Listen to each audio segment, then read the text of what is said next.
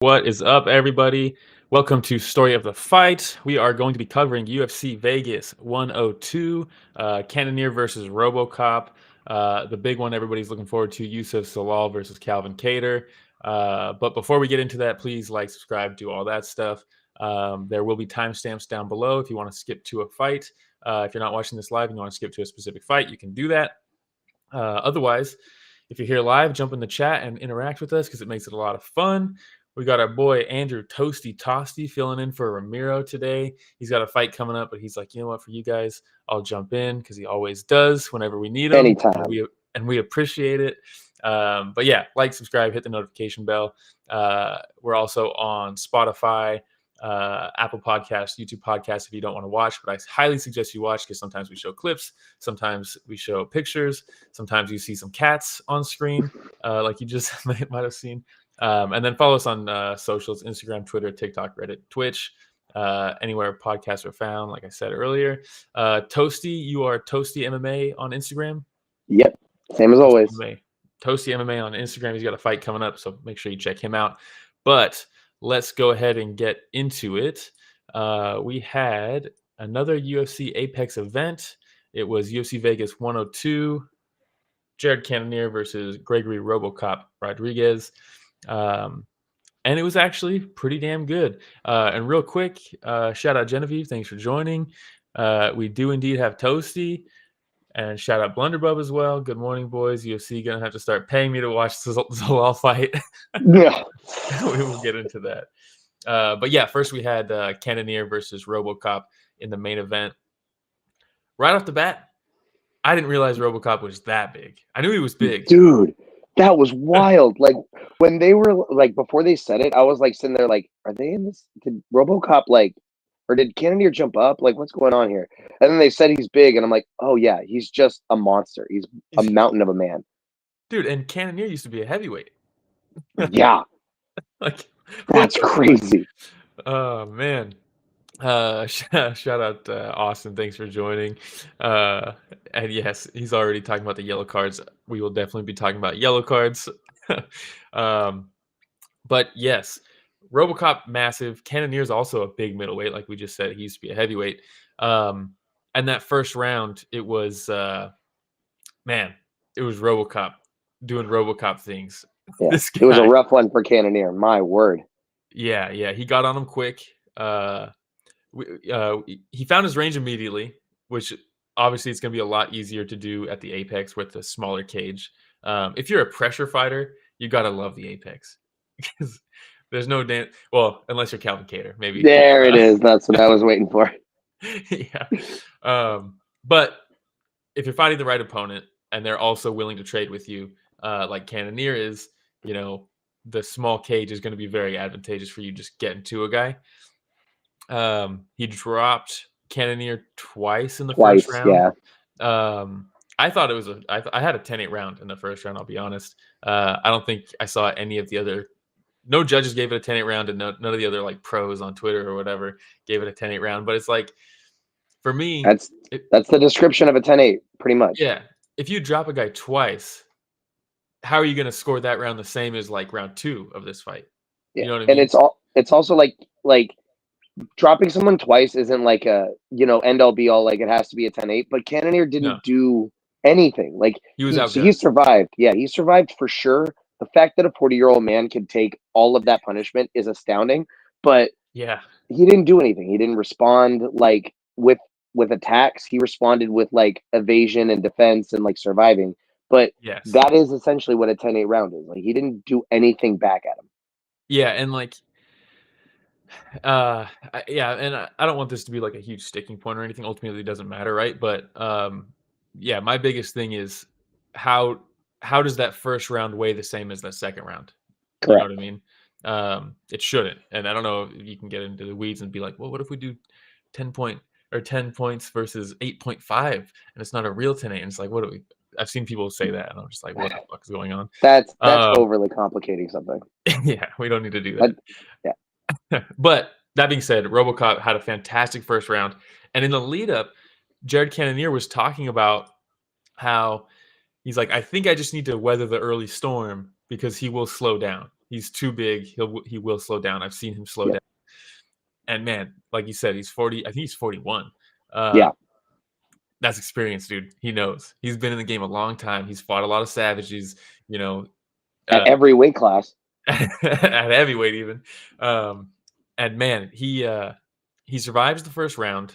It's a doozy one. But even then, he got dropped twice, but it's not like he was ever like heavily super wobbled. Yeah. Yeah. You see in this picture, he's going down and his hands are immediately ready to brace the fall. And we always talk about how like that's the least significant type of knockdown. If someone's immediately has the wherewithal to catch themselves before they actually fall, you're in a pretty good spot as far as knockdowns go.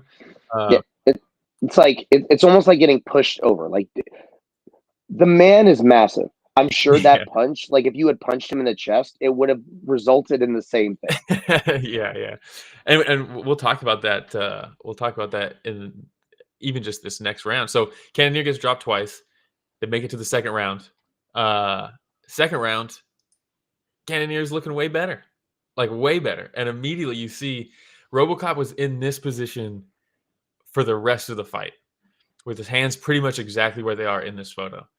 He did a decent job, even when you could tell he was gassed after the first round. He fought decently despite being gassed, but the reaction time wasn't quite there anymore. When he was throwing, his head was staying in the same place. Super stiff. Yeah, it's like the little things that are hard to do while you're tired, Yeah, the big one for me was like when first round Robocop was constantly forward. Like he didn't take a single side or back step. It was just forward pressure. Whereas the second round, he was going backwards the whole time, but he also never circled off anywhere. It was just backwards motion the entire time. Even when he hit the cage, it was Cannonier letting him off and circle off just so he could pressure again. Yeah. One thing I liked a lot too from Cannonier, especially as the fight progressed, was his leg kicks. He's always been a pretty good leg kicker. Everyone thinks of him as like a heavy-handed guy, which he is, but his leg kicks are pretty good. And it's one of those things where when you're fighting a guy like Robocop who wants to like plant and throw, you know, people got to know like power comes from the feet first, right? Like hard punches come from the feet first. They go up your body. You got to dig in to throw a hard punch. And if you go to plant to throw a hard punch and you get leg kicked, as soon as you really put the weight on that leg, dude, it could disrupt everything. And a good example of that is MVP's knockout. That's a great one. Another, my go-to for like inside leg kick, because the inside leg kick was money for Cannonier. He kept taking him off balance. Is Super Leg versus Takeru in Japan. Oh yeah, because Takeru throws hard as fuck. That dude throws overhands. That's his whole game. He wants to throw overhands, and well, it's not his whole game, but it's a big part of his game. And Super Leg just all night was kicking that inside leg. Every time he would step in to throw that overhand, he'd plant on that lead leg and then inside leg kick, take it out from under him, and now he's off balance. He can't throw that big shot. And if you're constantly winding up to throw a big shot, but it gets taken out from under you and you don't get to throw it, that's also extremely tiring. Like you can't do that all night. Every time you whiff on anything, that is way more like deteriorating on your gas tank than throwing 20 punches. It's insane. Or landing 20 punches. Yeah, and then a big tide turning moment. The second round was a tide turning moment just because, he came back after the first round getting dropped twice, and then I thought he won the second round. Third Definitely won the second round. I can't imagine anybody gave Robocop a second round. Hell no. Maybe third Sal. Round, maybe Sal, maybe Adelaide Bird. Third round, they get into a clinch position, which is going to be advantageous for Cannonier here, because Cannonier cracks with elbows, dude. Cracks with elbows. They didn't have a good photo of it, but and Austin just said Jared's elbow knocked down at the end of the round was vicious, picture perfect timing. Rodrigues felt that shit today. Yeah, he drops him. He starts laying on the ground and pound. Yeah, he goes down like a sack of potatoes, man. Those clinch elbows that drop someone like that are so cool. Yeah. Goes for the ground and pound. The round ends while he's hitting him. He said after the fight that he didn't hear the bell, so he thought they called off the fight. Yeah, and he was all excited. He looked around and nobody was reacting. He's like, "Damn, why is nobody as excited as me?" And then he's like, "Oh shit, I gotta go again," which is hilarious. But then then the next round he comes out and just puts it on him, dude. Absolutely Yeah. puts it on him. Like you said, walks him straight back to the fence. Doesn't let him off the hook this time. Instead, puts him on the hook. Starts hitting him with hooks as he's trying to kind of go around. But damn, just completely crumbled him. There was no good pictures of the finish. There's a good one here. We'll talk about this picture actually in the next fight too, the co-main. Man, about getting guys while they're circling off the fence or trying to skate along the outside of the fence, and hooks being a good weapon for that. But yeah, drops him, finishes him up against the fence. It was actually a really nice body shot too. He hits him with the hook up top and then to the body, and then you can see him kind of like curl a little bit from the body shot as he tries to get away, and then a couple more up top. And that's experience, dude. Knowing when you hurt a guy to the head to go to the body instead of just keep head hunting, because all it takes is one shot while they're focused on getting hit in the head. If you can sneak in a shot to the liver or something like that, goddamn. It's also like a fight IQ thing. I'm sure Cannonier noticed it. I don't know if he said it afterwards, but in between the rounds, Herb is basically just in Robocop's corner, just like watching him, make sure he's not dead on the stool. And to me as a fighter, if the ref doesn't even come over to look at me in the middle of the round, I know he wants to end this fight. Like he's looking for an exit. So I'm gonna give him that exit. I'm gonna open that door and tell Herb, hey, you better shut it because I'm about to throw this man out. Yeah, I know you're already watching. Yes. That's a good point. Yeah, so Cannonier gets a big comeback victory, 4th round stoppage of Robocop. Division's kind of in a weird place. Very self-aware too. Like, did you hear him Mhm. afterwards where he's like, I want somebody above me, but it's like, what are you gonna do? Everybody's either at a title shot, waiting for a title shot, or just beat me. And how many people actually say that in their post fight? They don't even mention the fact that they lose. True. Yeah, Cannonier's sick, man. I've always really liked Cannonier. Blunderboat says getting hit with that elbow just to be forced to get up and be hammered like that is a terrible fate. Yes. Austin says nothing beats a comeback in any combat sport. Yeah, comebacks are fantastic. And it's rare you see a guy at 41 years old pull it out of the fire. Yeah, I mean, it's tough, dude. And you can see it's crazy too, because we talked about my go-to example, because he said it in the press conference that we were at, was Liam Harrison when he fought Sexon, where he's like, I'm getting hit with these shots that I used to take, and my feet go out, and I don't know, like I'm just not taking the shots like I used to, and that's something that comes with age or a long career and things like that. And in that first round, it looks a little bit like that, right? The shots that Robocop was landing, like he's going down, but they're like these flash knockdowns where he's not out unconscious, but Cannonier, not Robocop. Yeah, the shots from Robocop. Okay. Yeah, on Cannonier. My bad. But like the big shots, like you said, obviously Robocop hits hard as fuck. You can watch any of his fights; he hits like a truck. There's a reason even when he's gassed. Robocop. Yeah, even when he's gassed, those are big limbs coming at you. But man, in that first round, I thought maybe we were seeing that from Cannonier at 41 years old, long career. He's been in there. I mean, I think they said that this was like his 6th main event in a row or something like that. Like that adds wear and tear, and you can't just keep doing that forever. But then after that first round, he got hit with shots way worse than the 2 knockdowns in the first. It's like he has to be like woken up, or like the chin, it has like a warm-up period or something. Yeah. Crazy to see, man, at 41. Really cool. Absolutely awesome. I don't really know what you do with him in terms of who you put him up with next. But yeah. Man, he's so entertaining. He's so awesome to watch. Like regardless, like he's such a good dude and his story's great. It's like if David Goggins was like a really wholesome guy. It's a big if. That guy's the opposite of wholesome. Exactly. But man, I love Cannonier. I just don't know what you do. We got a bit of a logjam at that weight class, but I will watch every time he fights because he's very fun. And like Genevieve said earlier, main event was the saving grace of this card, 100%. Yeah. Man, one thing too. So Robocop before the fight is talking about how a lot of fighters will change like their phone background to like their opponent during fight camp So like every time I open my phone, I see him, and I know to put my phone away because that guy must be working. I need to work and things like that, right? Yeah. This dude had photos of Cannonier up all over his house. And I'm like, oh, dude, imagine you get finished, you get knocked out by a guy, and then you go home. Take them all down. He's just everywhere, dude. It's fucking brutal. If I'm Robocop, I'm calling buddies, be like, hey, the key's under the doormat. Get into the house. Take all these photos down. I want to see this shit, dude. Put them in the backyard and burn them. Burn them all.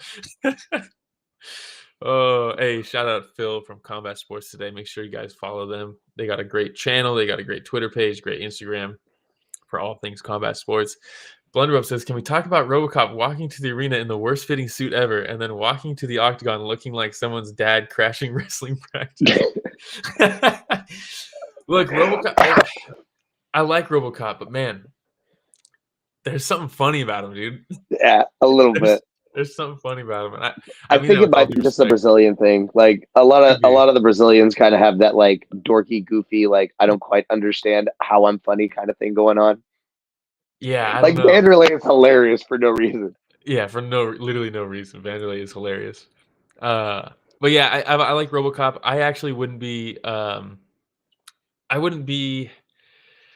too upset if he moves up to like light heavyweight or something. I think maybe he's so big at middleweight that Cannonier's a big middleweight. So to look that big against Cannonier and then have gas tank issues, I feel like maybe the cut might be too much. Or even if it's not the cut that slows him down, other light heavyweight, the rehydration or something. Well, even if it's not part of that process, even if it's just I'm too big to have good cardio, at light heavyweight, you're going to have more guys that are in the same position. Where at middleweight, these guys can go a little bit longer than light heavyweights. So it's like you might as well match yourself up with someone who might have the same physical issues with cardio. If that makes sense. Also light heavyweight sucks, so he might have a lot of success there. For sure. If you look at like a Johnny Walker is not he's a big like tall heavyweight or light heavyweight. But like if you were to put those two together, I think RoboCop would look like bigger. Yeah, definitely. Yeah. Johnny Walker's leaner than RoboCop for sure. 100%. And there's a lot of light heavyweights that are like that. Like Anthony, dude, there's no way that RoboCop is not bigger than Anthony Smith. Yeah, true. Yeah, exactly. At light heavyweight, you see, I got the rankings up here. We got, Alonzo Menafield, Anthony Smith, Azamat Mirzakhanov. Like, these are fights that he could probably win, dude. Yeah. It'd be a lot more competitive than the last one, I think. Yeah. Phil says light heavyweight RoboCop should be the move. Genevieve says he looks like Imhotep from The Mummy. Actually, no. I think he looks like a mix of that and Obama, dude. He's got a weird like Obama look to his face. There's something about him. But I think this is like the second or third time Genevieve has mentioned a movie that I like just watched. I literally just watched The Mummy like last weekend. And then I think she mentioned like Muppets Treasure Island like 2 weeks ago or something like that. And what a pull. Yeah, I know. Like, what's going on here? Phil says RoboCop. Well, maybe we shouldn't. Never mind. I highlighted that one before I read it, and this is a family show, Phil. Come on. But yes, light heavyweight for RoboCop, I think is the move. I think he'll have a lot more success there. Yeah. But we can move on. We spent 20 minutes talking about this, and we'll probably spend 20 minutes talking about the rest of this card. Yeah. What do we got? Next is yay, our favorite. Yeah, Yusuf Zalal versus Calvin Kattar. Man, I saw the odds on this one. Calvin Kattar, look. This was awful. I'm just going to say it. This was awful. It was horrible. But Lorisenko once said, this sport will make fools of us all. And I'm not going to necessarily say this made a fool of me, but I did text Ramiro right before this fight started. And I said something to him that I will pull up right now. I said, plus 370 for Calvin is insane, man. Would not be surprised if this is a y'all must have forgot type performance. Man. Every time someone asks me, like, oh, you bet on sports, you know a lot, or you bet on fighting, you know a lot about fighting, like, who should I bet? I'm like, don't bet on fighting. What are you doing? You're so dumb. Roxanne Modafferi has beaten Macy Barber. Nothing makes sense. Do not bet on fighting. Yeah, Sean Strickland beat Israel Adesanya. Like, dog, like, just stop. Yes. Look, Calvin Kattar goes to TriStar for this fight. You know, that's cool. I like Firas Zahabi. A lot of people think Firas Zahabi is overrated now, and they're like, oh, all he had was GSP. It was more of a GSP thing than a Firas Zahabi thing. I don't think it's necessarily that. I think that's a little too bold. I think we're too far removed that it's like easy to say that in hindsight, but it's like Firas is a mastermind. I also don't think it was one or the other. I don't think Firas made GSP. I think his entire coaching staff made GSP. Correct. I mean, have you seen that picture of John Danaher, Firas Zahabi? Like, dude, come on. Greg Jackson. It's crazy. Get out of here. Get out of here. The best corner in fighting history. 100%. No doubt. Yeah. Coach, following this guy and getting jabbed in the face isn't working. Should I keep doing it? Yes. So that's what we talk about. In the first fight we covered, Cannonier throws that hook along the fence, right? Wide shots, like you were about to say. I think you were about to say like round kicks, things like that. Yeah. Those are what you need to do. This whole fight was actually, you know what?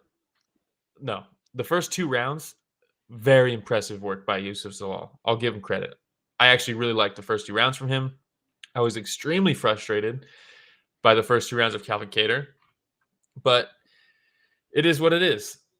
He was trying to walk down this guy. Youssef Zalal said, I don't care if this is the small cage. I'm going to dance around it, and I'm going to stick and move, and I'm going to sting you with this jab over and over and over again. I'll try to hit this outside trip on you. I'll cross up your feet. I'll try to throw this step-in knee up top and give you all these looks. And I thought the first 2 rounds were very good from Youssef Zalal. And I was like, this is impressive. Calvin Kattar, on the other hand, could not get anything working in rounds 1 and 2. He was basically just following him, or if he did get him up against the cage or cut him off, he wouldn't do anything with it. A lot of people are saying, you got to cut off the cage. You got to cut off the cage. He technically was cutting off the cage a decent amount. It's just he would let him exit every time he did it. He would never capitalize on cutting off the cage. There's a difference between not cutting off the cage and not capitalizing off of it. And he did a decent job of cutting off the cage in this fight. He just didn't capitalize on it. You know, I of the opposite mind. I was very frustrated with Zalal the entire fight. I think in my mind, like he started doing it. I'm like, okay, he's doing like the MVPs and the Stephen Thompson, like he's doing like a karate, like Taekwondo kind of pop in and pop out. Yeah. But the difference of those 2 that I mentioned and Zalal, the entire fight. You could say the first 2 rounds, you don't know that it's going to be the entire fight, but still the entire fight. I don't think Zalal ever wanted or desired to get or try to get or even wanted to get close to a finish. He didn't he didn't want to put any work on Calvin. He just wanted to stay safe more than he wanted to engage in any fashion. Yeah, no, I can agree with that. And I think that's a problem of how MMA is as a whole, largely with not just the 10-point must, but with the show win system. I think the show getting half your pay to fight, and then another half of your pay if you win. I think that incentivizes performances like this. Dana says, "Oh, it incentivizes you to go for the win." It doesn't. It incentivizes you to fight safe so that you can secure half your paycheck. And then also to what the comment section's been saying the entire time, it's like it's also the rule set. Like if you don't less than about incentivizing, but if you don't punish somebody for not doing what you want in the sport, like you are making the rules. If you think that the pay structure is making people want to go for finishes, then do the same thing for the rule set. If you think that someone is not attempting to go for a finish, the same way one does it, the same way other things have done it, even like way back in the day. I mean, Pride did the similar thing. Do something to incentivize these people to actually go in and engage with these other fighters. Yeah, well, and the rule set it's an offensive-based sport. You cannot avoid the fight. That is like part of the rules. And I would argue the first 2 rounds he fought safely and he fought smartly, but I don't think he was avoiding a fight. He was jabbing up Calvin Kattar a ton. I think he landed double-digit. He landed over 20 strikes in each of the first 2 rounds. That's enough output for me. The third round, and I believe he actually landed over 20 in the third round too, but different. There were different strikes, and Calvin was at this point just walking him down. The whole third round was him walking him down, and Zalal just avoiding the fight at all costs the whole third round. It was really frustrating to watch. And that's where I think, yes, you do it. You do a yellow card. You do at least a warning, like, hey, you got to at least fight, dude. Like, you can't be. This is not fighting. The sport is fighting. You are not fighting. We need you to fight. I get it. Even wrestling does it. Yeah, and UFC has done it. They've given warnings for fighting like tentatively or like not getting up from the floor or trying to sit on your butt the whole time. Well, yeah. So this is basically like the striking equivalent of like lay and pray at this point. That's what this is. And, you should be getting a warning. I think you should be getting penalized for fighting the way that Zalal did in the third round. And I know a lot of people are saying, okay, but it's on Calvin to stop him from escaping like that. And yes, it does weigh on both for sure. But if one guy is coming forward and trying to strike with somebody or trying to attack somebody, and engage the other person in some is way, only avoiding, even if you're trying and failing, you're at least going for it if you're Calvin Kattar. And like we said, the biggest thing in this fight for me was he was cutting off the cage, getting him trapped, and then letting him off the hook. And the reason he was letting him off the hook a lot of the times was he would either freeze, bite on feints so that he could bite on feints is a big one. Yeah, or he was throwing straight shots like the teep kick up the middle or the long straight right or just the jab. And it's like, dude, we need to start throwing some round kicks to the body. Don't even go for the head. Just stop him in his tracks when he escapes. Body kicks, leg kicks, hooks, not straight punches.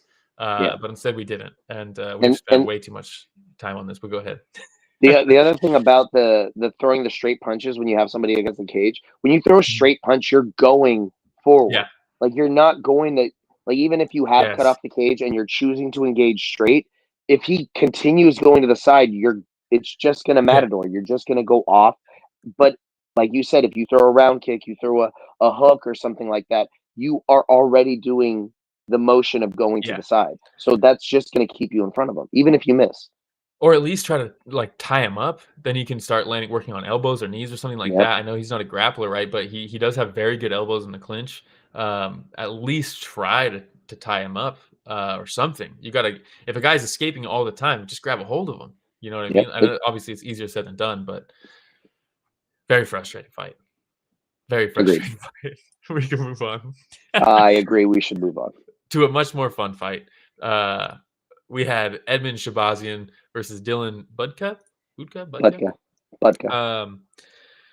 Look, yeah, that fight was so bad. Austin's leaving the stream. Shout out Austin. Drive safe. Have fun out there. Austin, I'm going to be messaging you on Twitter soon, probably today. So keep an eye out on your Twitter. But Shahbazyan versus Dylan.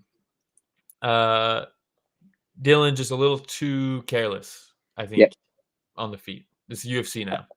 I think he was thinking he was playing with house money. Like, he's an underdog. Like, I'm just going to go in there and kind of throw whatever. Like, this guy's supposed to be like the golden child of whoever. Yeah. But I think he kind of went in there and thought he was playing with house money and played reckless and, well, got wrecked. Played reckless, got wrecked. He throws a double jab, which is something normally I'm calling for. Everybody's calling for double jabs, more double jabs, especially the apex. If you want to get someone to move backwards, you double jab. And that's what he did. He double jabbed, and Shahbazyan was hopping backwards. I have those in backwards order. This is the first jab. Not very good. Second jab. Bam. He's getting Shahbazyan to move back. The problem is he's moving back right into a pull counter. Yeah. He hops back to plant his feet to return a right straight. He slips the jab, and then cracks him with the right hand, dude. Almost knocked his hair off. Yeah, knocked his hair off, knocked his jaw off. It was such a big right hand.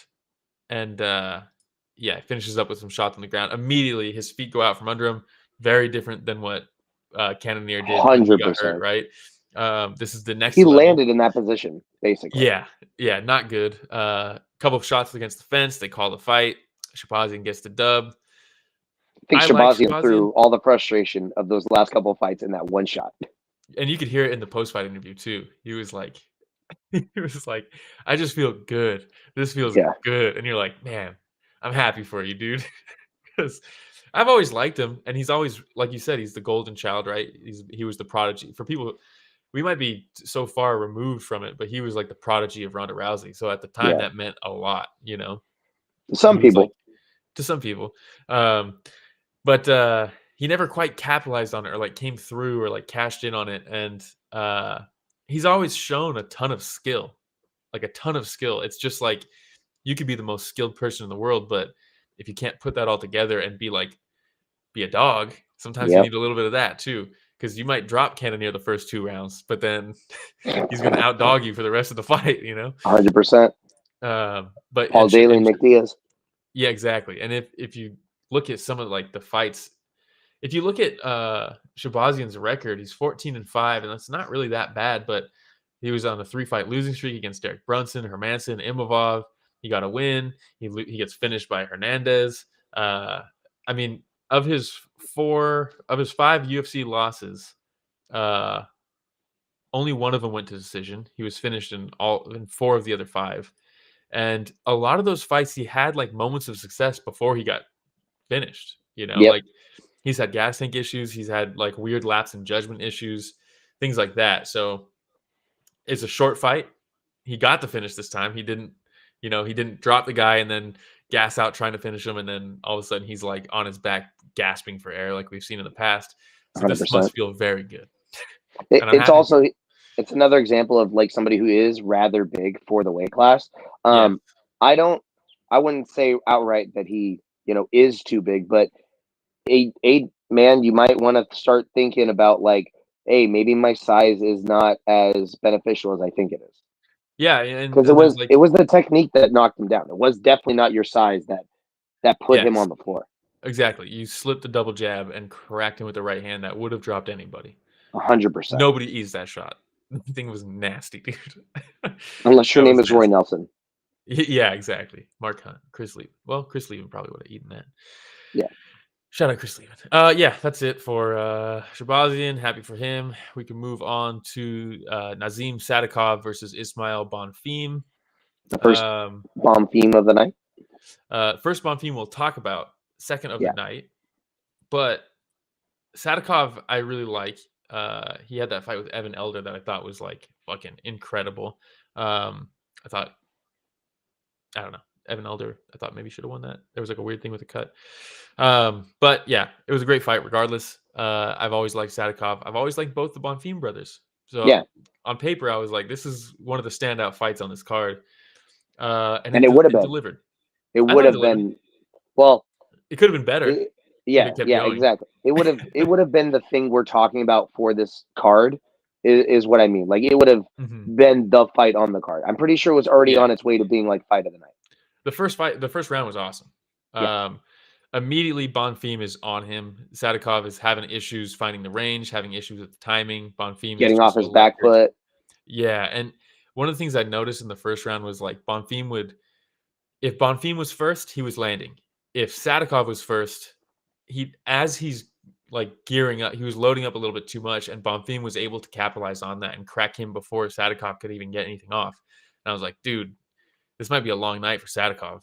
But then as the round continued, he started going first a little bit more, and he started tagging Bonfim. He started seeing the shots coming a little bit more.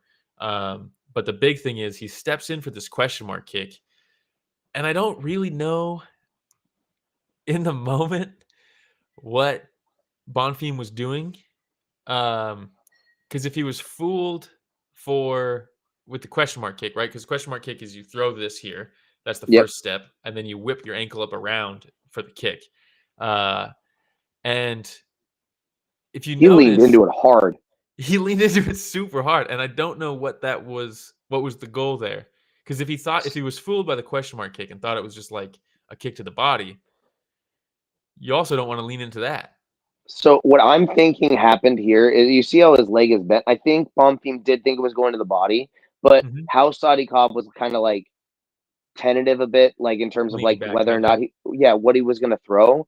I think he thinks, Sadykhov is deciding not to throw this kick, and he's going to sort of check with it. And so I think Bonfim's going to like parry it off to the side and come in with a shot because he's kind of leaned in like I'm going to boom in over that. And I think that's kind of like where he eats it.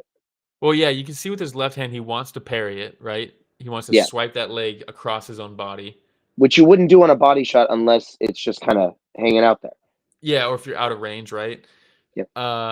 Which maybe he kind of was, but then, he just leans right into it, dude. It is nasty. It's a nasty shot, man.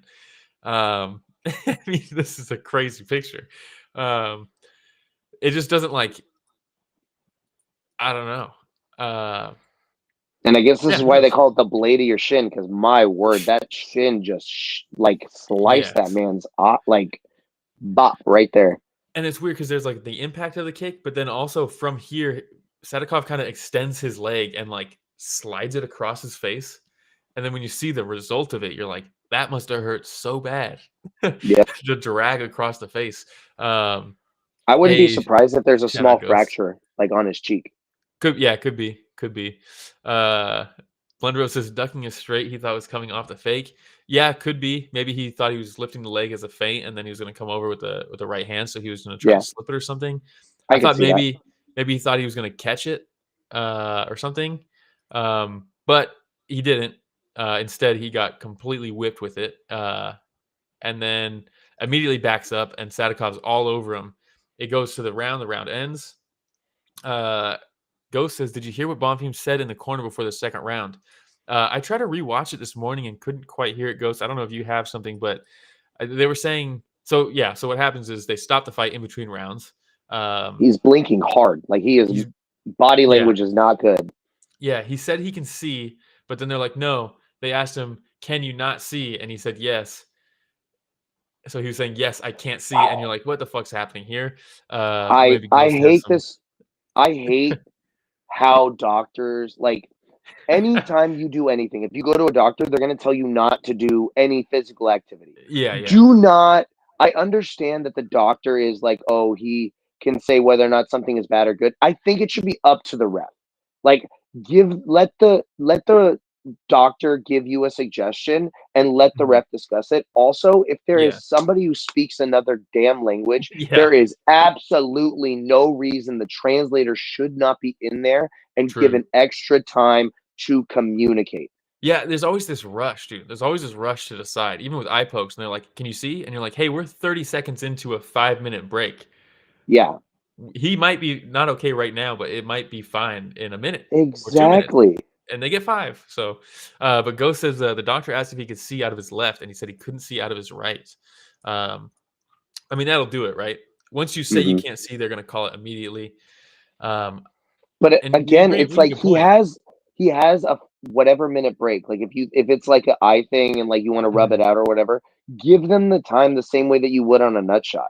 Like if you think it's protecting the fighter. To be fair, you do only get a minute in between rounds, right? So you don't get that 5-minute recovery time because it's not a foul. So if that minute is approaching or you're at that minute mark, now you do have to, if you're not ready for the second round, you're not ready for the second round, and that's it, right? And I think that's a rule issue more than it is any individual person.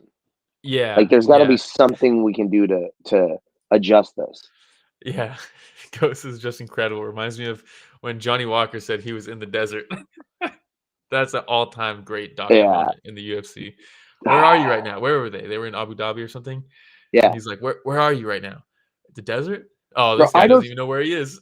I know some Americans that don't even know the capital of the state they live in. Like, are you kidding me? Dude. I saw someone recently said, shout out Val Dewar. Recently I saw him say, I didn't realize the state of education in America was so bad because until I met a guy who had never heard of Maryland. I was like, oh my God, dude. Oh my God. Oh, Lord. Yes, Genevieve says, I've seen refs tell fighters, don't say anything to me until the doctor checks you out, because if you say you can't see, it's done. Yes, that is also, but I think maybe it's different with each ref. There's a lot of like some refs do it their way, other refs do it their way, and that's not fair. It's not fair for a fighter who's just got his shit rocked in between rounds, he's not going to be like, wait, which ref do I have? Do I Yeah, have the he's ref with the short expecting a leash, certain thing. or do I have Mario Yamasaki? You know what I mean? Like, so you don't know. But yeah, it's a good win for Sadykhov. You know, if he couldn't see, he couldn't see. To Blunderbump's point, never seen someone so pissed about winning. 100%. Yeah. But I think that's also because, like you were saying earlier in the video, like he was definitely coming back into it. Like before that kick, he was starting to get his feel in. He was starting to get his moves down. I think he was ready for it to be like a fight now and like see where he stands in the division. Whereas opposed to like just getting a free win and moving on to somebody else that might be completely different. Yeah, you know, you prepare for this whole thing. You probably want to knock out. You probably think I could knock this guy out in the second round. That's going to do more for me than this in between round stoppage. There's no like highlight. Well, the question mark kick was pretty fucking cool. It was really awkward, but it was cool. But yeah, that's it for this one. We will move on to the prelims now, and we had Jose Delgado versus Connor Mathews. This was the debut for Jose Delgado, and it has piqued my interest. I'll be honest. A little bit. I will be watching this guy. Mathews does a great job of stepping around the outside and getting a takedown. Jose Delgado gets up. This was cool. At this point, we're probably going to just start like moving through how fights went, but because they don't like mean much for the division or anything like that yet.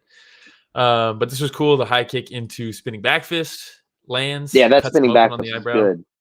Very cool. You see a lot of guys do that, right? They'll either throw a high kick and miss and just carry that momentum all the way into a spinning back fist. It was exactly what Shar did. Yeah. Well, Shar did it back fist to back fist. That was pretty fucking well, he before he threw the first one, it was a step kick that he missed, and then he threw the first back fist and then the second one. True. Yeah, it was like a side kick that he stepped past him with, which is very cool. And then he switches to orthodox, cracks him with a big overhand right, drops him, and then hits him with this super cool elbow. Mathews rolls over, and then he flattens him out, and then hits him with a couple shots. Seems like he knocked him unconscious with a couple of those shots. Oh, the very last one for sure. Yeah. And then, also, he got really lucky. Like, so many fighters do this, including the people at my gym. It frustrates the hell out of me because I know it's going to happen. Dog, if you can't see their face, you're going to hit the back of the head. Got warned about it one time, and then the next punch knocked him out. Dog, you got to be careful with that. But I'll argue this. Maybe you don't, because there's never repercussions for back of the head shots. There has been one or two. I think one or two. Was it Brundage? Was it Brundage Malkoon? I can't remember the fighters, but I remember Mergliata did one, and who's the British guy? Mark Goddard did one. But man, it's rare, man. It's very rare. But I'm not saying you got to watch out because it's going to happen all the time. It's gonna you're so unlucky. Everybody in this world is so unlucky. It's going to be you. Don't make it be you. Yes, it was Malkoon versus Brundage. Malkoon hit him with the back of the head. Brundage couldn't finish. Yes, Ghost says, I like that rule from Andrew. If you can't see the face, don't even try, dude. Mm-hmm. In a perfect world, I agree. That should be how it works. But unfortunately, if you can get an extra couple shots to the back of the head, you're not going to get in trouble. Yep. It's kind of like this one. I've heard people say this, like, it's a super, like, crummy thing to, like, think of and do. But if, like, you're getting rocked, kick him in the nuts. You got 5 minutes. Yeah, exactly. Yeah, Derek Lewis talks about that. He's like, if I'm getting lit up, dude, I'm kneeing this dude in the nuts. Well, what was that? There was a I think a Bellator fight where dude got straight, almost knocked unconscious, but as he got kicked, the other guy got kicked in the nuts at the same moment.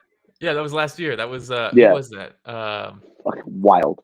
God damn it. Hilarious highlight. Yeah. It's so funny. It's like a double knockout, but one of them was a nut shot.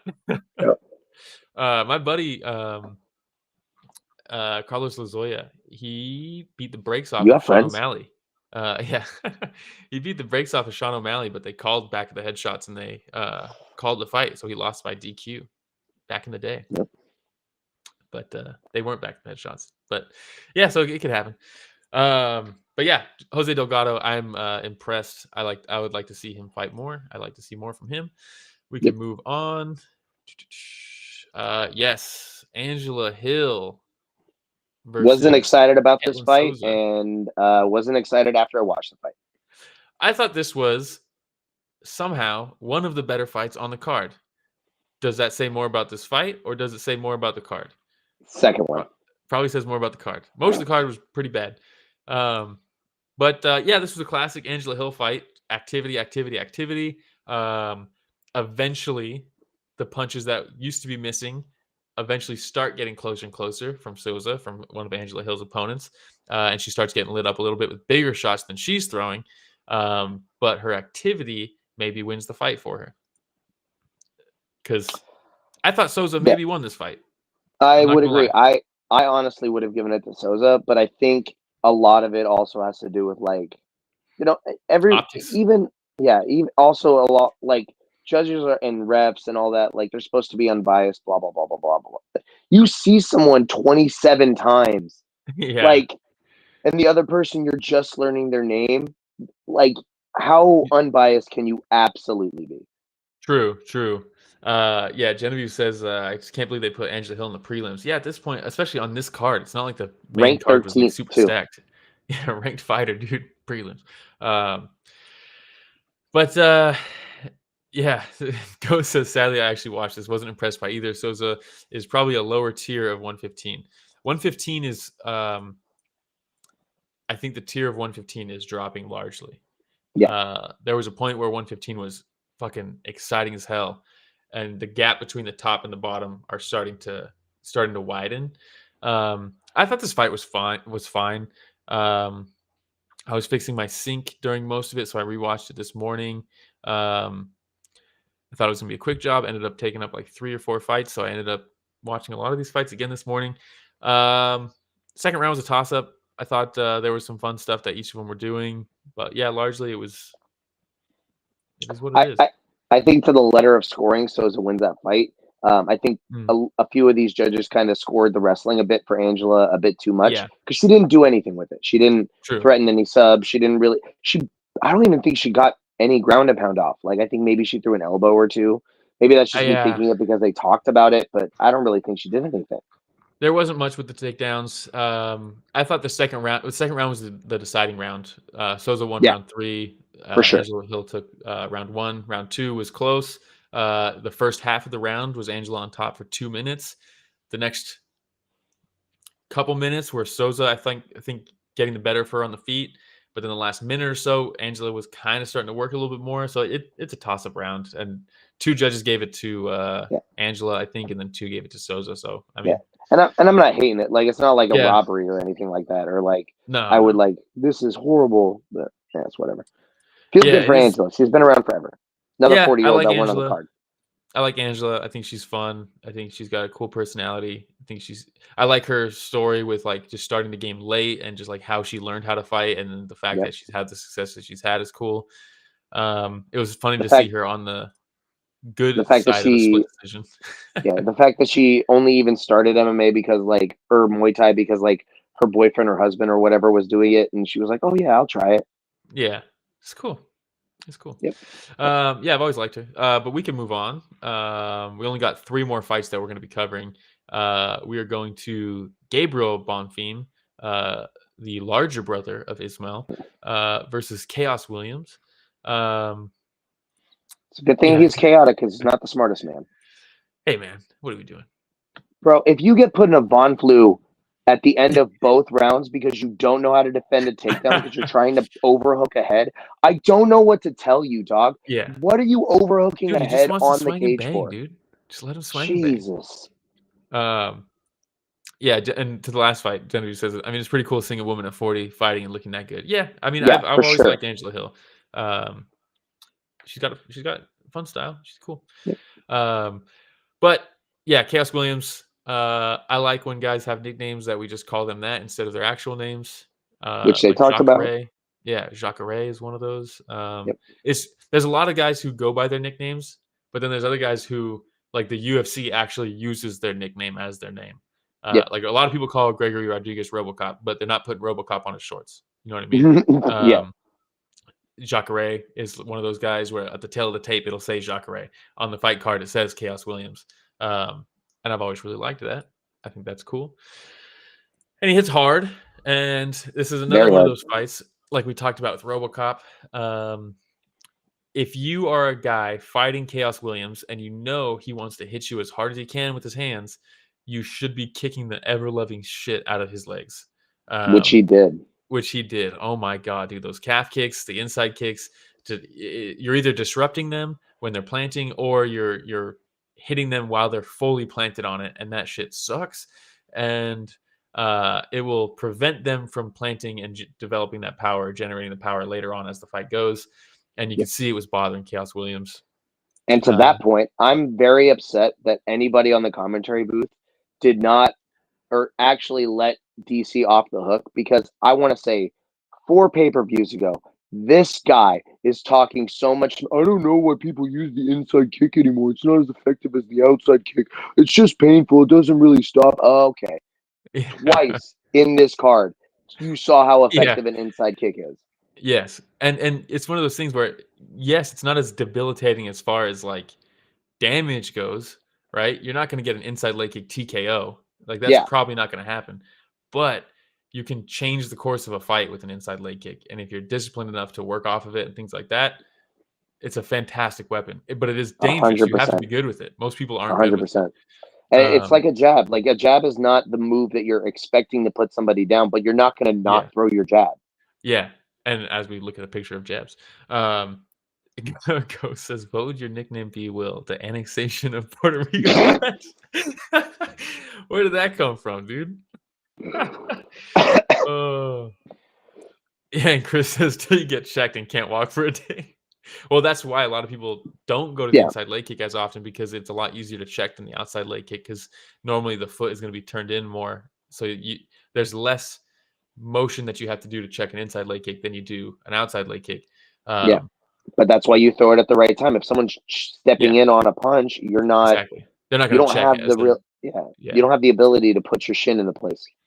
Yes, and as you mentioned at the end of the round, Bonfim gets a nice takedown and immediately goes to the Von Flue, and you could see Chaos Williams saying, "Oh shit," and trying to get that arm over the head. And one thing that the Von Flue doesn't have like a high success rate, but there's a lot of times these guys will get in guillotines and they'll hop over to side control and they don't go to the Von Flue, and then you're still on top, but you can't really work in that position. Hey, we got a cat on screen. But you can't really work in the top position from here other than a Von Flue. And if you're just going to sit there and let them hold your head like that, they can start maybe building their base. They can get to their knees, turn into you, things like that. Yeah. Or they can come up from the bottom and like flip you over.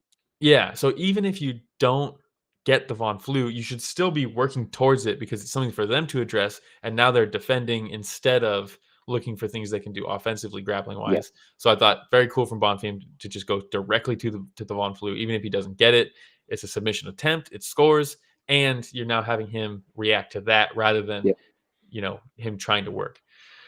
So yeah, that was cool. And then the second round, Bonfim, more of the same, up jab, more leg kicks. Eventually, Chaos Williams does crack him up against the fence, but Bonfim uses that to take him down.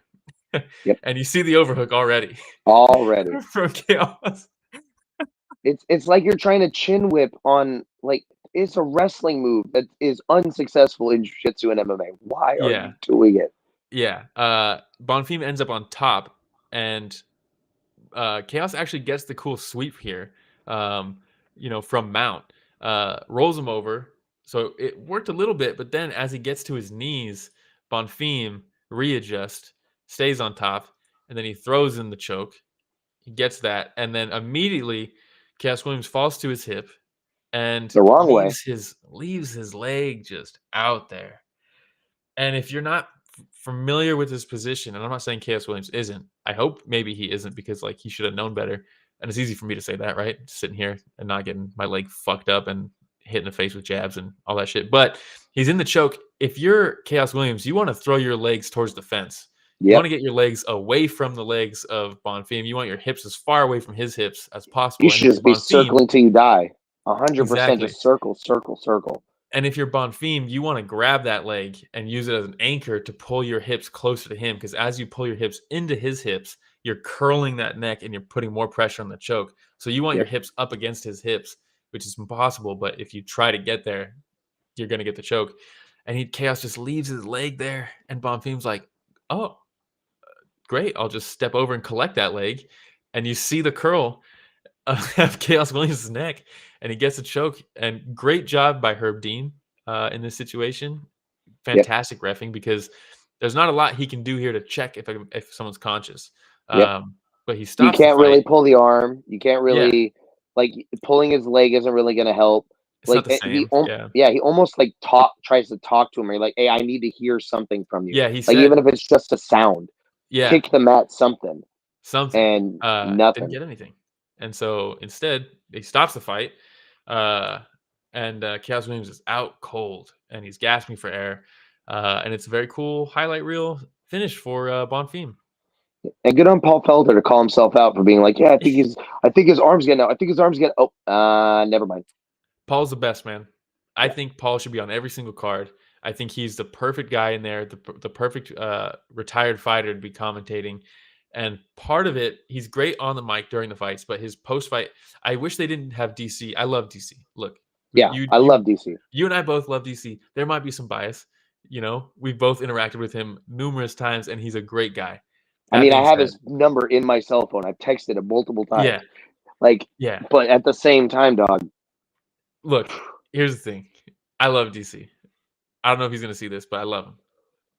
That being said, there's something about Paul Felder post-fight interviews in the cage that is just so good, dude. Yeah. He asks them specific things about the fight instead of just how does it feel getting your hand raised.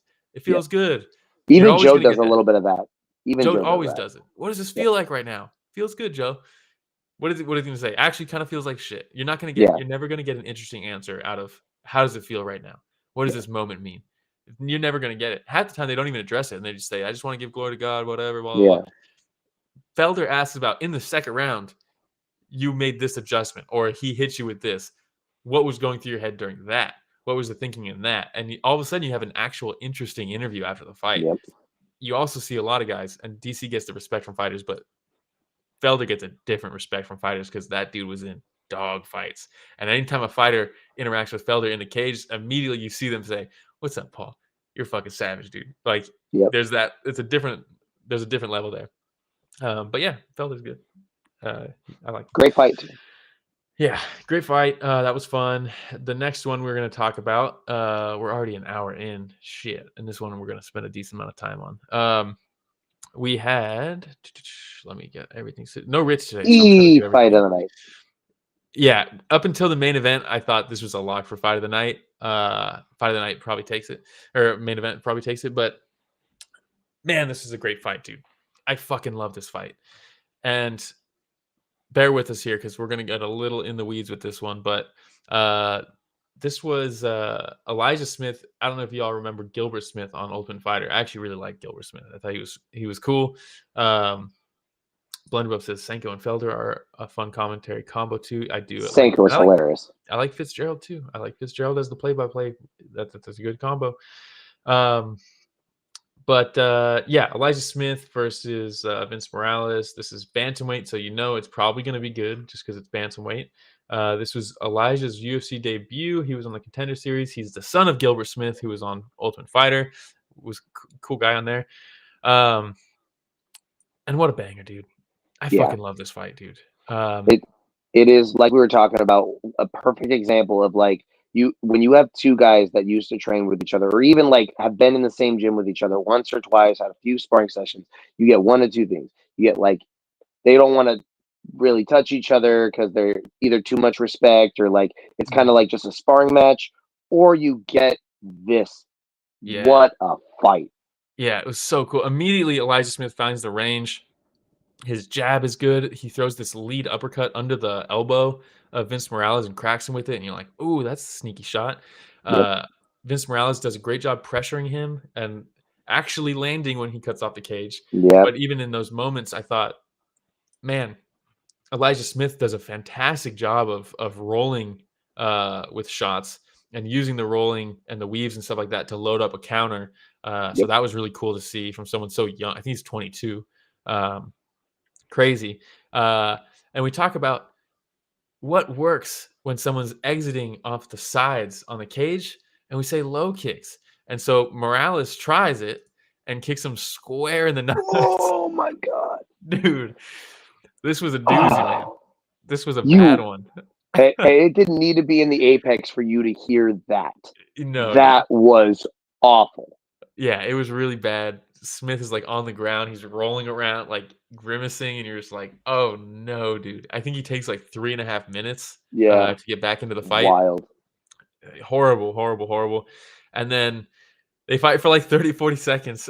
And Elijah Smith eye pokes him. Double eye poke. Both times. And you're like, no, dude. We're finally getting back at this. We have 2:30 left in the first. So halfway through the first round, we got 3 minutes of nut shot recovery, and now this eye poke happens. Like, we've had more injury time than we've had fight time, and the fight's been so good so far. Yeah, exactly. And then right before they start, I thought this was really cool. Vince Morales says, "We're even now," which is great. Another one of those things you probably get because like they've been sparring before. It's like, aha, my bad, dude. I got you. You got me. Exactly. But yeah, the rest of the first round was very cool. A lot of pressure from Morales. Good shot combinations up against the fence. He was hitting Elijah pretty well, but like I said, Elijah rolls with shots well and he takes them well. But it was interesting and it was fun. And then the second round. Look, anybody who says they don't understand grappling or they think grappling's boring, every once in a while you get a fight where you're like, watch this one. Yeah. My go-to is always Carlos Diego Ferreira versus Gregory Gillespie, because the grappling in that, it's just back and forth chaos, and it's so good. Transitions and sweeps and reversals, all these cool things. Second round of this fight, I made a damn near a whole slideshow just off the second round and each position they hit, and we'll just go through them. We're an hour in, we'll just go through them. A minute into the round, Elijah Smith, now he pressures Morales up against the fence. He scores this takedown, picks him up, walks him over to the corner, slams him down, and you're his like, corner. This is cool shit. Yeah, to his corner. This is cool shit. He does a great job of getting in between Morales and the fence. Morales is trying to use the fence to scrape Elijah off, but instead Elijah goes deeper into it, gets a hook in, goes for the choke, but you can see he doesn't have the other hook with his leg. And Morales fights the hook and make sure he doesn't keep the hook or get it, and he ends up out of the choke. Elijah Smith ends up on top. Morales is like, cool, I'm going to go to this Kimura. And you can hear Gilbert Smith, Elijah's dad, in the corner yelling, he's going for the Kimura sweep. You need to feed into it. It's the sweep. He's not going for the submission. You need to go get your hips in. Those that don't know, like, you almost impossible to finish a Kimura from like so hard, where he's at. Like, you're not going to have the leverage. Like, you may be able to get the arm out, but even if you get the arm out, like, you're not going to be able to pull it where you need to pull it to get the angle on it. Exactly. So, like, this has to be a sweep. Yeah. So he's going for the sweep. Elijah moves his hips to his right to go along the fence almost to just take it away from him.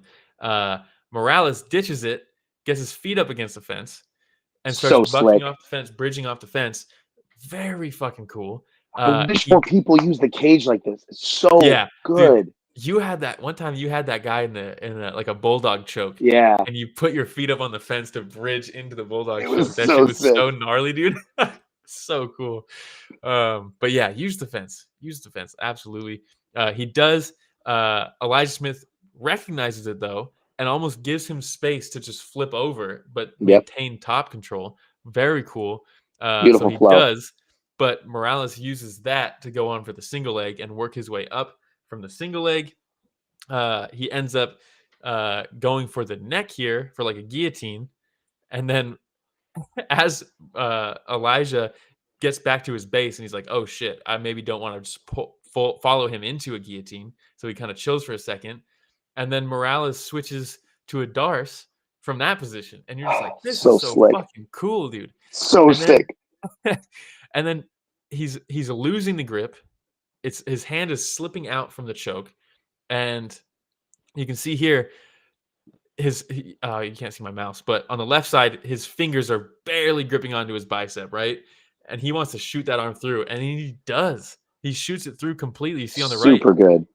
Literally, like, what is that? 7 seconds later, he's got his full hand through the choke, past his own. And that's a good lock. Yeah, because it more than just jiu-jitsu, like this can slip out, this can slip out. You got a whole glove there. That's basically like a knot on a rope. That's not going anywhere. Exactly. And like rear naked chokes, everyone's like, oh yeah, grab the bicep. You want to push it through if you can. Yep. That's like, especially with a glove. This is like, it'll still work and you'll be fine. But the goal is to get it here. And like we talked about something earlier too, where it's like, I don't remember what it was. Whatever. You go for, you want, in a darts, you want to feed your hips into their hips. You're never going to get your hips up against their hips. But if you can, if that's your goal, shoot for the stars, land on the moon type thing. Shoot for the moon, land for the stars. I say, everyone says that. I say no. You shoot for the stars, you end up on the moon. Because if you shoot for the moon, you end up like, no. Okay, they both work for two different things. Yeah. You're right. I'm wrong. The moon is closer than the stars. Is what I mean. I got you. But yeah, you said the phrase correct. I always say it wrong because I like it better that way. But yeah, so he locks it in, and then Elijah falls to the hip just like Chaos Williams did. But you can see, look how far away Morales his hips are. He wants to get his hips all the way past the body of Elijah here, up against his hips. He's so far away. Another thing he's also doing is he's rolling so far over onto his shoulder that he's not solidly on that one hip. Yes. Like he's almost trying to sit on top of Morales with his back. Yes, and he uses that to then eventually get comfortable in that position to then switch his hips and end up on his knees, which he does. And then he drives through Morales and says, fuck your darts choke. I'm ending up on top, which is fucking really cool. And he ends up in his guard. Morales has to ditch the choke, ends up in his guard. Morales then sits up and fishes for a guillotine and uses that. There is no downtime. Like, it's not like, oh, we're talking about he hit him a couple seconds later. Like, no, it's like instantaneously. All of these transitions are so slick. Yeah, and at this point, you already see on screen here, submission attempts 1-1, reversals, they were 1-1, like, it was crazy. So he uses this guillotine to try to get up, and as he's getting up, Smith pulls him back down, throws the hook over, and tries to take his back, and they roll down, and Morales is able to pop back up. He goes for the darts again, because they end up on their knees in a sprawl position, basically. He goes for the darts again. Smith stands up into it, and Morales is like, fine, I'll just start kneeing you in the head. Beautiful. In the darts choke.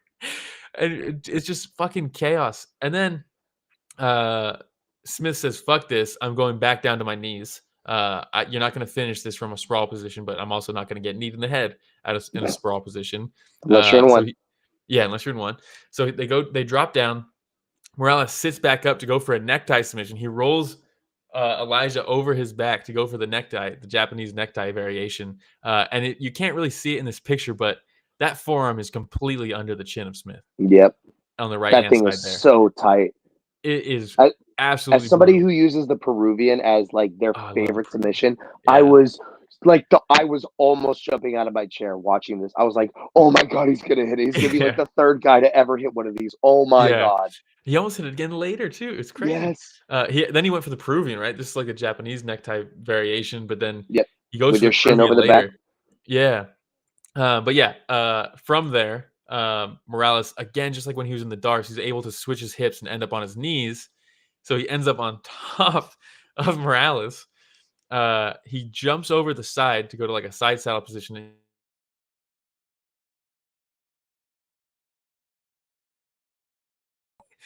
And then Smith walks his way back up. Morales hits him with a slam. But Smith has good reactions. He's like a cat. He ends up on all fours.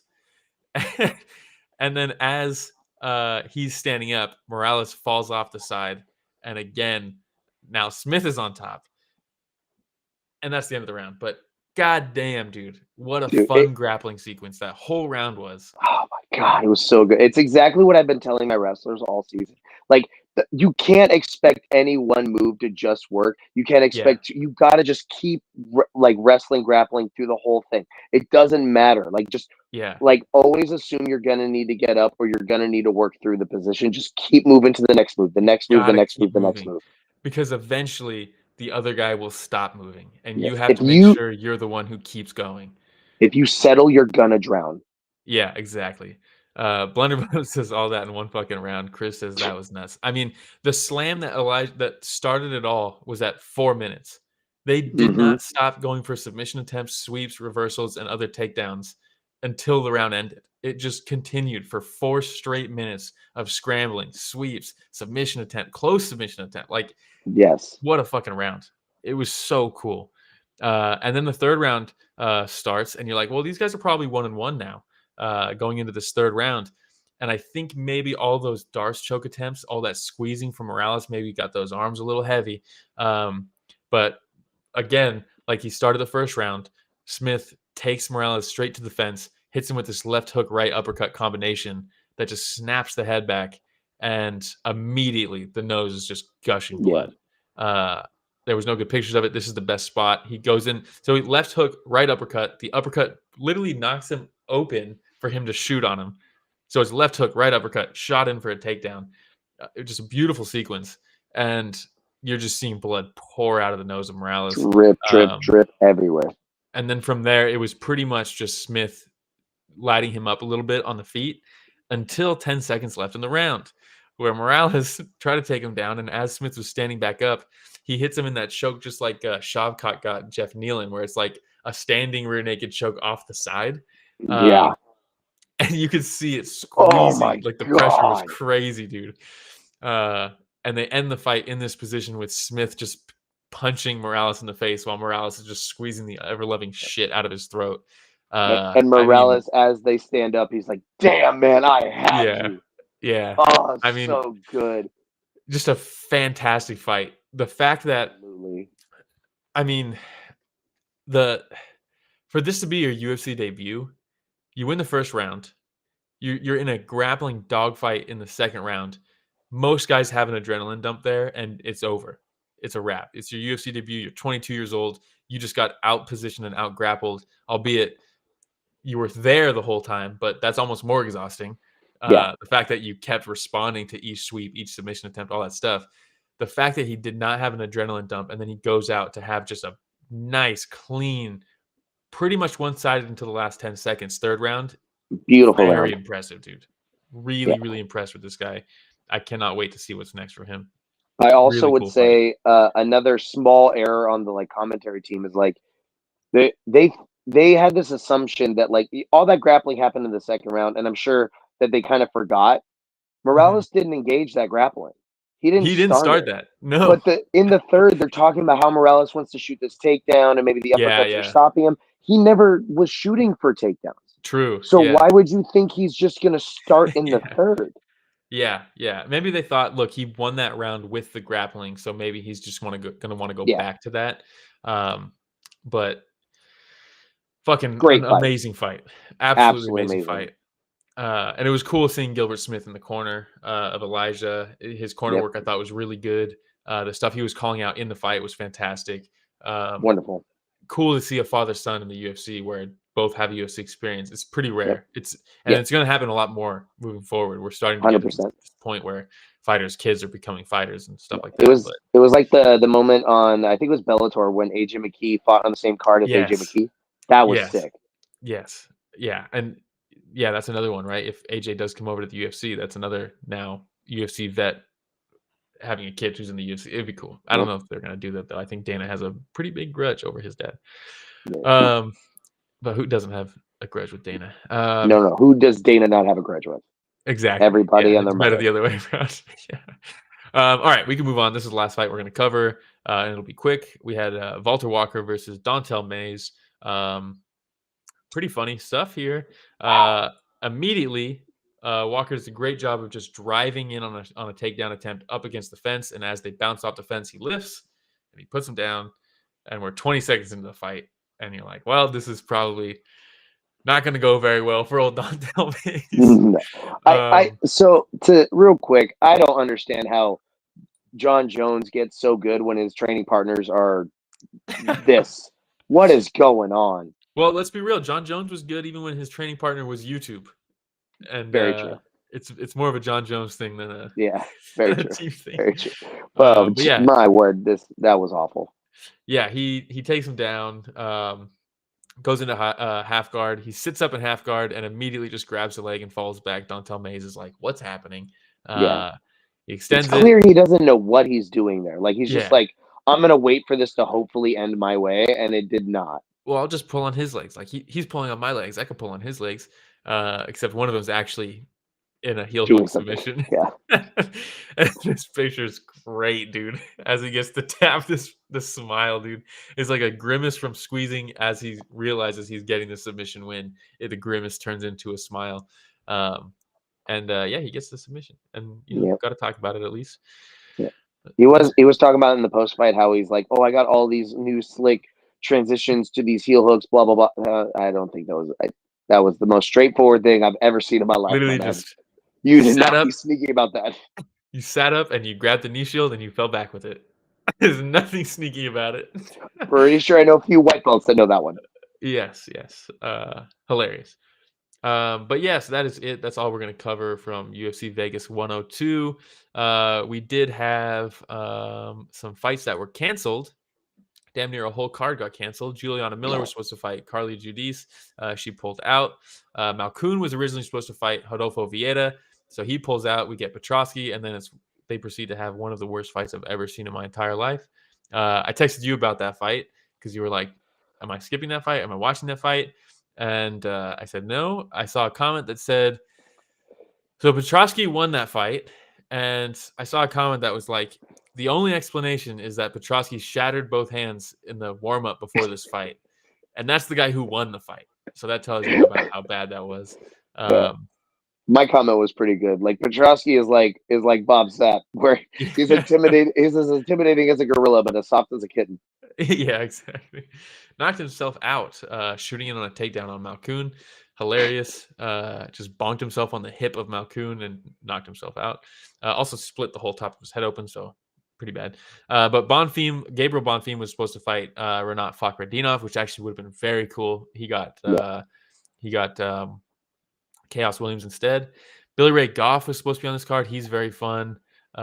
Jared Gordon was supposed to fight Fernandez. Fernandez withdrew, so they get Ruziboyev's brother in, who looks hilarious in his official UFC photos. But then he couldn't make weight, or there's weight cut complications, probably because they made the fight on like a week's notice. Yep. So Jared Gordon get the win, which sucks because I like Jared Gordon.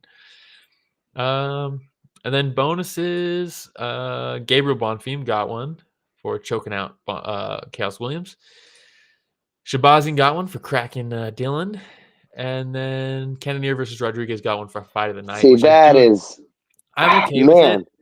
The tough thing is I don't like when these main card guys get, or like the headliners get fight of the night, when someone on the prelims who had a fight of the night type fight don't get it when they clearly need the money more.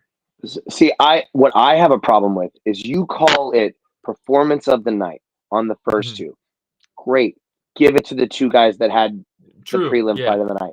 Like if you're not calling it knockout of the night or submission of the night, whatever, that's fine. If there's only one fight of the night, give both performances to the other fight of the night. Yeah, that's a good shout. They stopped doing knockout of the night and submission of the night. I never thought about that. Yeah.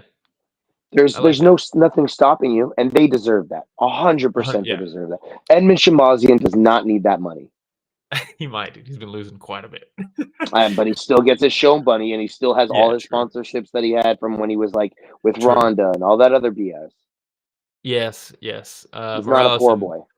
And hopefully they do the locker room bonus. I don't know. Who knows? Shout out Ramiro says, "Let's go." Toasty holding it down. Yeah, Ramiro could not be here. Ramiro texted me yesterday, "Hey, can't do the show this weekend." I'm like, well, I know who I'm going to reach out to because Toasty always says yes. As I was on 2 hours sleep at a wrestling tournament and then went to open mat this morning. God, dude. Yeah, for people who do not appreciate Toasty, you should. Oh, Ramiro's in Atlanta. Damn. Ooh, okay. Be safe, buddy. Ramiro in Atlanta. That's actually really cool. But yes, that is it for UFC Vegas 102. What do we got? The next episode is not going to be it's not going to be this weekend. We are doing a fight companion on Thursday. It starts at 6 a.m. Pacific time. It's gonna be a good one. Fight companion for 171. Pacquiao versus Brooks 3 has been moved, I believe, to the main event. Haggerty versus Wei Rui is now the co-main, I believe. But yes, if you guys are going to be watching that fight, might as well watch it with us. We're not going to be showing the fight on screen, but we will have the clock and the rounds and the matchup so you can sync up your fights with us and listen to us and hang out with us and chat about the fights with people. And watch them with us. They're a ton of fun. So that will be cool. And then ones we'll do are always fun. Exactly. Yeah. And this is one of the numbered events. So yeah, good fights on here. Should be a lot of fun. I think Jake Peacock is back on this one. It's a cool card. Hey, and shout out Genevieve says, I will suffer through being awake that early just for you. Because Genevieve's a real one. Romero says, Fight Companion is going to be a blast. Also have some fun interviews in the works. Stay tuned. Yes, we do have some fun interviews in the works. Some really cool ones that we're excited about. But yes, that is it for that. Toasty, thank you for joining us. Once again, is there anything you want to plug? I think you have some things to plug. Well, I got my fight coming up March 15th in San Francisco. I'll be fighting Felix Cosiga, getting back in there. Finally excited to, I've been loving the wrestling season, coaching at the high school, but like, my word, I've been so itching to get back in there. I like getting back into like full training and everything has been awesome. Like I said, I've been taking over the wrestling team at Christopher High School. That's been awesome. So if you guys want to shoot a follow over CHS Wrestling, that's a good one to follow if you want to show support there. But otherwise, my Instagrams are always Toasty MMA everywhere you want to find me. Hell yeah, dude. You said March 15th? Yes, sir. San Francisco Keysar Pavilion. Hell yeah, dude. Genevieve says, can we watch it live anywhere? Yeah, they stream it. You can go to dragonhouse.com and they'll have the pay-per-view link or whatever. Wait until the night of, because the link when you buy it is at like 24-hour or 72 or whatever. Mm-hmm. So if you buy it preemptively, the timer starts before. So make sure you buy it the night of. You said dragonhouse.com? Dragonhouse, yeah, dragonhouse.com. Sick. Well, follow Toasty on Instagram at Toasty MMA. So if you can stay tuned, I'm sure he will be promoting that, and maybe we'll be promoting that on our Instagram as well, because Toasty's a real one and always comes through for us. So we want to come through for our boy Toasty. I mean, you definitely came through when I needed that commentary help. That was awesome, man. That was so much fun. That was so much fun, dude. That was so much fun. But yes, so yeah, follow Toasty. Also follow us, Story of the Fight, on every social. Tune in on Thursday morning for the Fight Companion. After that, our next episode will be Sunday again, covering that 171 and then UFC Seattle, which looks to be a horrible card after they lost like 4 of the big ones just in the last like week and a half. But once again, thank you, Toasty. Thank you, everybody, for joining us. And thank you for listening to another week of Story of the Fight.